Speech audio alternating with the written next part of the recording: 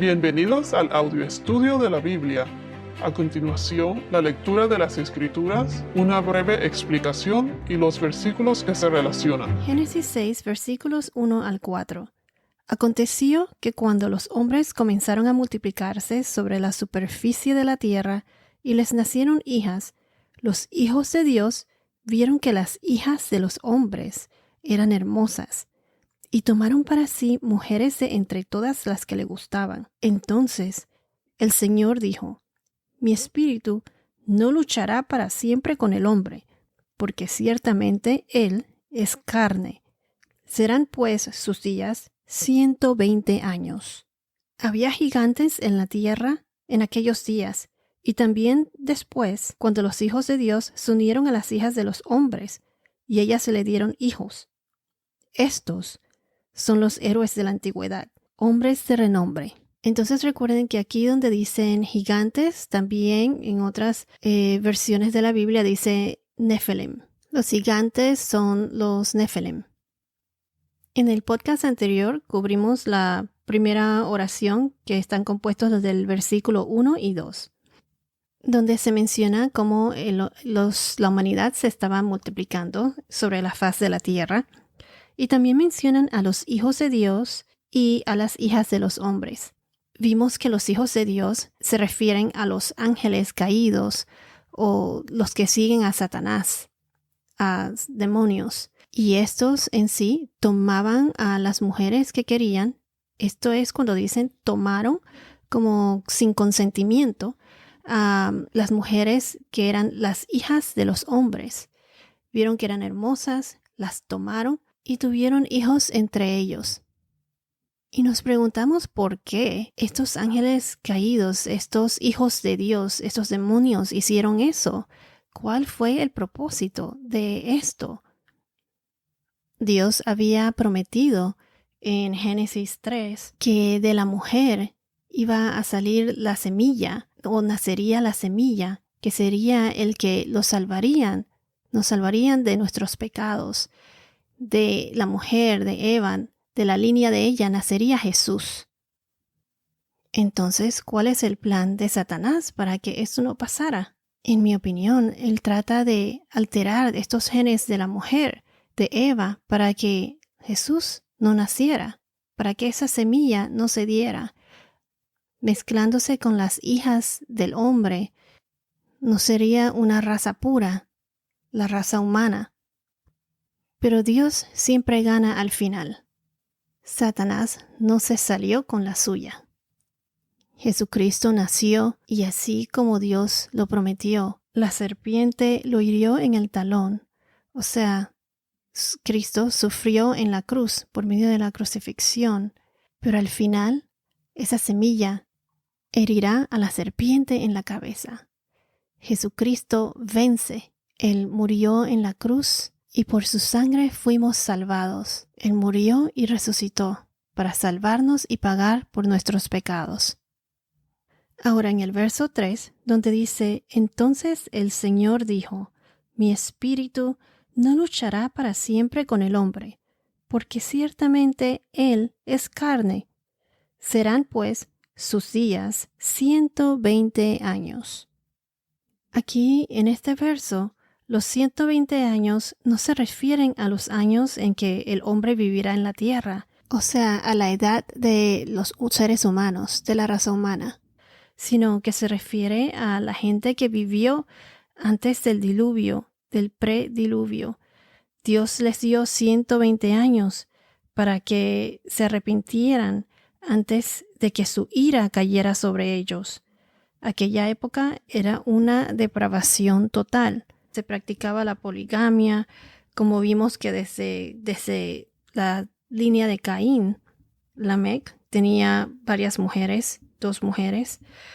La perversión sexual, desobediencia y rebeldía hacia Dios, la cual, en mi opinión, no es muy diferente al mundo en que estamos viviendo ahora.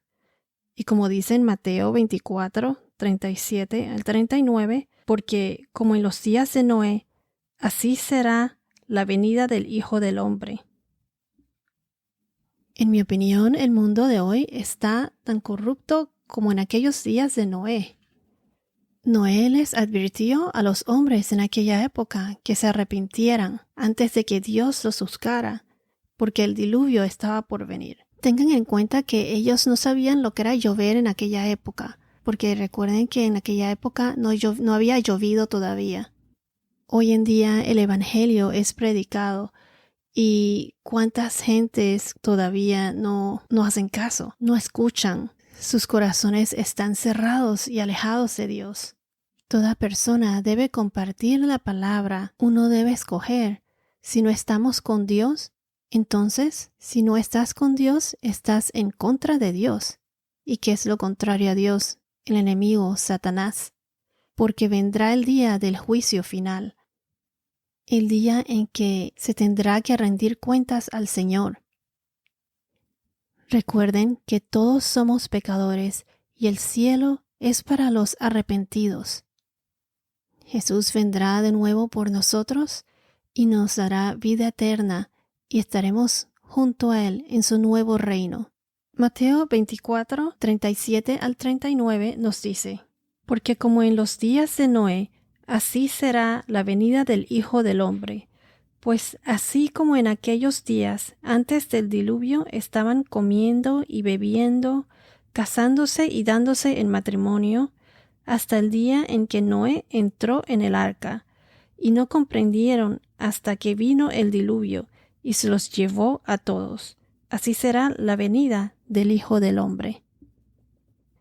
Quiero recalcar que también nunca es tarde para arrepentirse. Si quieres acercarte más a Dios y establecer una relación con Él, solo tienes que tener fe. Reconoce tus pecados, confía en el Señor, reconoce tus pecados, arrepiéntete y por la gracia de Dios recibirás los frutos del Espíritu Santo. Al recibir el Espíritu Santo, este nos guía y nos ayuda a poder caminar en Cristo. Ya somos todos salvados debido a que Jesús pagó por nuestros pecados y murió por nosotros en la cruz. Lo único que tenemos que hacer es tener fe en Él, tener fe en Dios, confiar en el Señor, entregarnos a Él.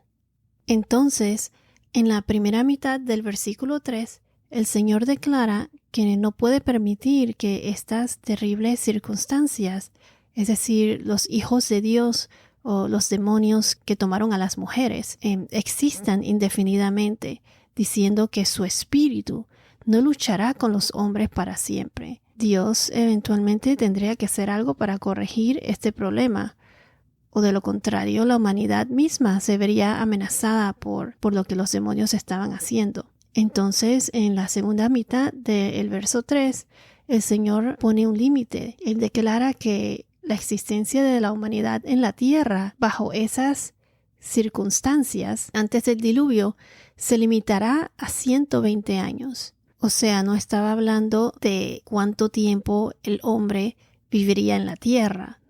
O sea, de que envejecería y viviría hasta los 120 años. No estaba hablando de eso. Muchos vivieron más de 120 años después del diluvio, como por ejemplo Abraham fue uno de ellos. Pero también podemos notar que después de la muerte de Moisés murió a los 120 años y después de su muerte se puede notar que la vida del ser humano se fue deteriorando y hoy en día la gente no vive tanto. En Deuteronomio capítulo 34, versículo 7, nos dice ahí que Moisés murió a los 120 años. En Génesis capítulo 25, versículo 7, nos dice que Abraham vivió 175 años. Estos fueron los años de la vida de Abraham, 175 años.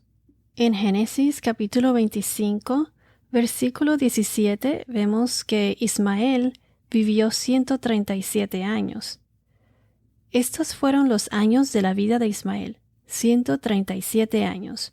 Murió y fue reunido a su pueblo. Isaac, por ejemplo, vivió 180 años. En Génesis 35, versículo 28. Isaac vivió 180 años. y muchos otros vivieron más de 120 años después del diluvio. En 120 años vendría un diluvio y terminaría toda la vida en la tierra. ¿Por qué Dios declaró este límite a Noé? Esto es porque Dios le iba a decir a Noé que construyera un arca durante este tiempo para salvarse a sí mismo, a su familia y a los animales en la tierra. Dios es siempre misericordioso. Por lo tanto, ya Noé supo que su límite era hasta 120 años para poder construir el arca y salvar a los que pudiesen ser salvados. Entonces, basado en el contexto de Génesis 6, entendemos que el verso 3 se refiere al número de años que quedan hasta que el Señor trajo el diluvio sobre la tierra. Dios dijo que solo toleraría un pecado tan extremo en la tierra durante otros 120 años, momentos en que Él arrasaría la tierra con un diluvio. Así es como sabemos que la inundación llegó 120 años después. Bueno, la próxima semana hablaremos de los Nefilim, de los gigantes de la tierra, que eran los hijos de los hombres, o sea, los ángeles caídos, los demonios, con las hijas de las mujeres, de la raza humana. Bueno, esto es todo por ahora. Que tengas un día muy bendecido y hasta la próxima.